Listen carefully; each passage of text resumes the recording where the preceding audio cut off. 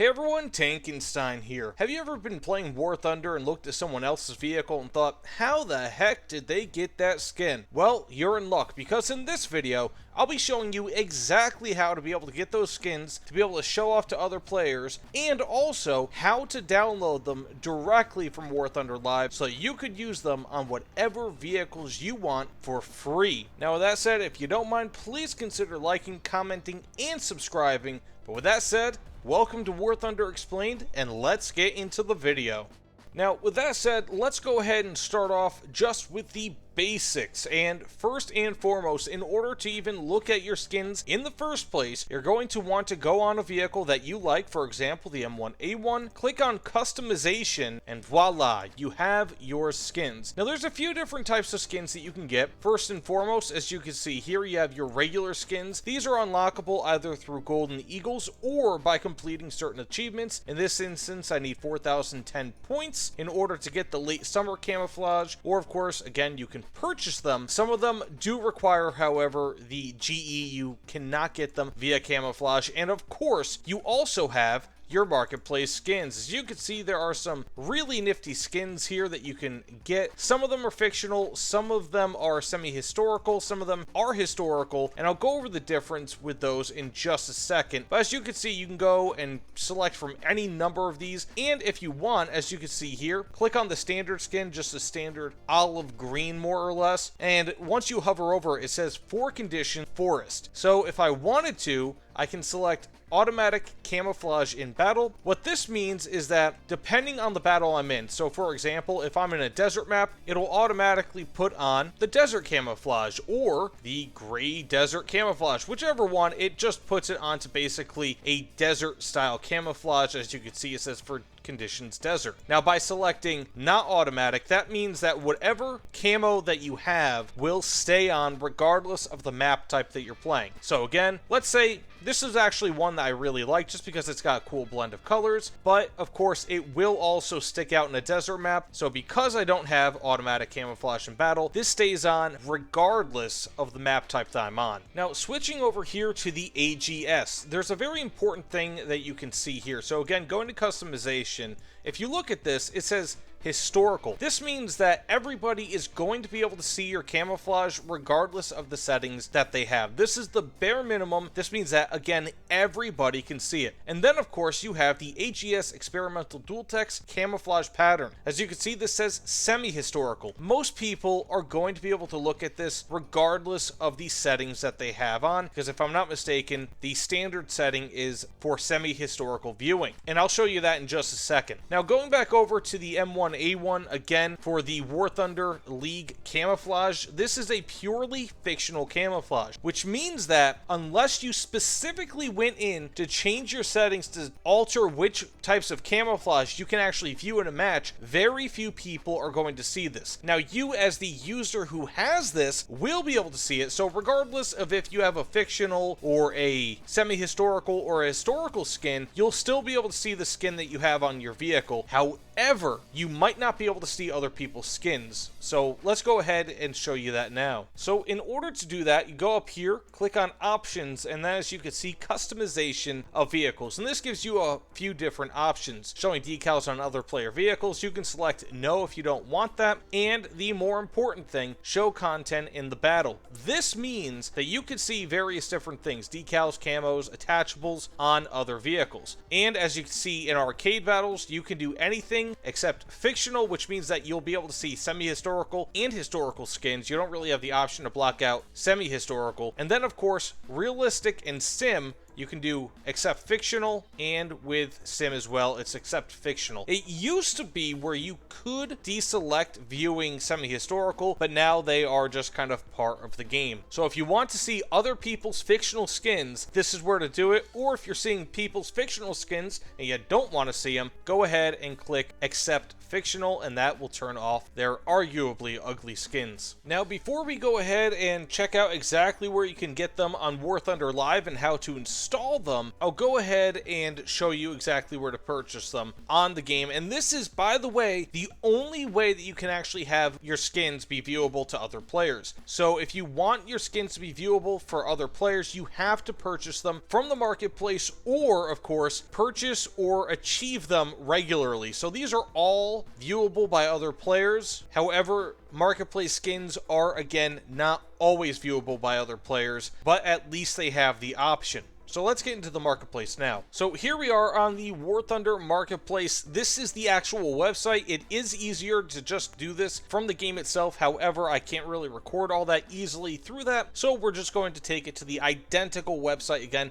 This is exactly what you'd get if you do the in-game pop-up. Now, there's a few different ways to get skins. One is by using the trophies that you can get. So for example, Alpha Strike trophies, Esport trophies. And then of course, if you buy this as well as the key to unlock it, you can of course get one of these skins. Pretty damn cool, in my opinion. The other way is, again, if you just kind of go onto the marketplace here, you can, let's say for example, click on camouflage. And as you can see, there are tons of different camouflages. In my opinion, however, the easiest way to do this is, again, like I showed you before, you can go to the vehicle that you want to check out camouflages for, and then of course you can select the camouflage that you want, and on the very bottom of the screen it will say marketplace. Click on that, the pop-up will come up, and of course you can get your skin from there. Now, as far as I know, this is only doable on the players that have PC accounts. I'm not 100% sure if that has changed, but of course, as seeing as many of you guys, or most of you guys, probably only play on PC, this should work for the vast majority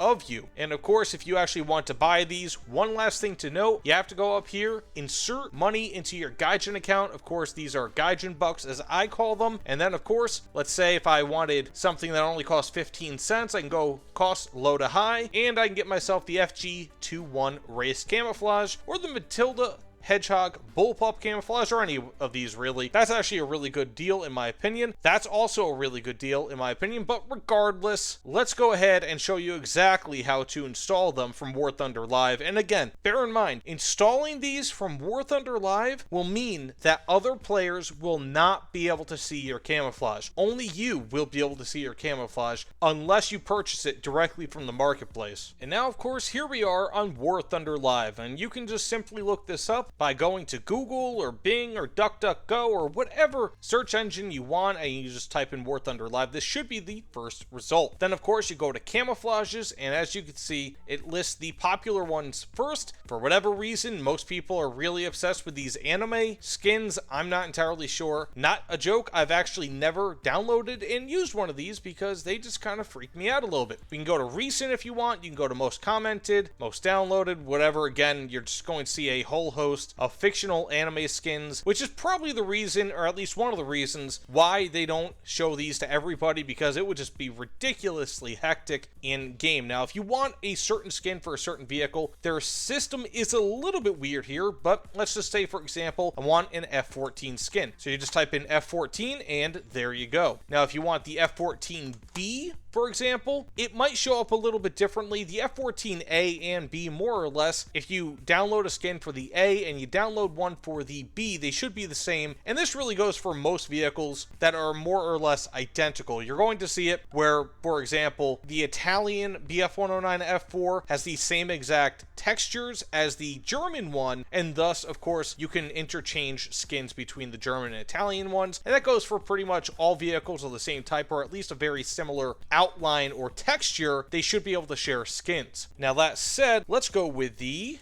F100, because I know I don't have a skin for this, and I'll be able to show you guys this clearly. We can scroll down here, and typically there's going to be a whole lot of these skins, and as you can see here, this one is for the F100 and F1000D. You also have the Dale Earnhardt skin. You know what? Let's go ahead and download this. I'm not a big fan of totally fictional skins, especially when they have nothing to do with flight, but let's just go ahead and download this just because it's going to get the point across. Now, what you're going to want to do from here, and as you can see, this is just kind of how my computer is set up, pretty ugly. You're going to want to go click on this and click extract all. From there, you can just pretty much put it anywhere that you want. I'll go ahead and put it on my desktop because that's a pretty convenient spot for me, and then I'll show you in just a second exactly what to do from here. But again, very easy to get this set up. Okay, from here, this is extremely important. You're going to want to go again into that customization screen and then click create a user skin sample files in the game folder. Click on this, and as you can see, it says created a user skin sample template F100D. That's very important because you're going to need to find that specifically. And then of course, what you're going to want to do is go into your program files and then go click on Steam Apps, Common, in this case War Thunder. As you can see, I really don't play many video games. User skins, and as you can see here, you have all of the skins. These are all the skins I've put onto various vehicles over time, and as you can see, template F100D. Go ahead and click on that, and then of course, as you can see, I already opened up the Dale Earnhardt skin. So what you're going to want to do is just drag and drop and replace the files in destination, and voila, let's go ahead and check out how that looks in game. Okay, and as you can see here, we are back in game. All I have to do is click on template F100D, and there it is, the Intimidator, the F100D Dale Earnhardt edition. Of course, just because I'm not a huge fan of vastly non-historical vehicles, I'm not going to go ahead and use that. It is a cool skin though, but of course, that's how you do it. It's very simple. Now again, bear in mind that whatever you have on these skins, right, the ones that you have the user skin template for, they are not going to be viewable by other people. So bear that in mind. These skins, however, again, historical and semi-historical, will be viewable by other players, and fictional skins if they have that selected on their settings. And of course, all these other skins, the ones, more or less all the ones that have the white text here, they are all viewable, especially those, again, that you play GE for.